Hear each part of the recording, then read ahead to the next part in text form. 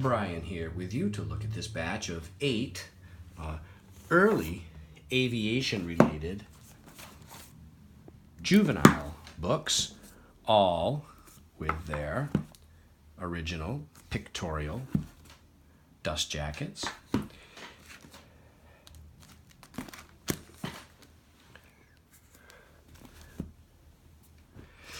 What we'll do here, just so you can see, I'll show you the whole jacket, the binding of the book.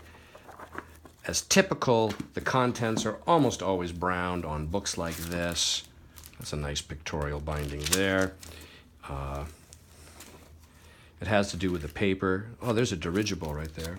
The paper that was used at this time. This would appear to be a World War II era book. Oh, look at that. That's funny. Okay. Browned paper, uniformly brown. Big Little books do the exact same thing. Virtually every Big Little book you'll find, the majority of them anyway, look like that. That book needs to be dusted off. Here's another one, the Radio Boys in the Flying Service, with a typical browned text. And here's another Roy Rockwood, a pseudonym. Look at that cover. Look at that. That is a very nice aviation cover right there.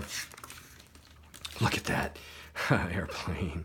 That's pretty funny right there. 1915. That's the early aviation, the early days of private aviation right there, when private individuals were building different types of airplanes and flying them, and the press would show up, and yeah, there were races and who could get from point A to across the Atlantic and all these things.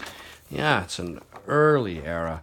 But these books probably would be wonderful as a pictorial illustration on a shelf, as a display. They're available as a lot online from me, Brian DeMambro.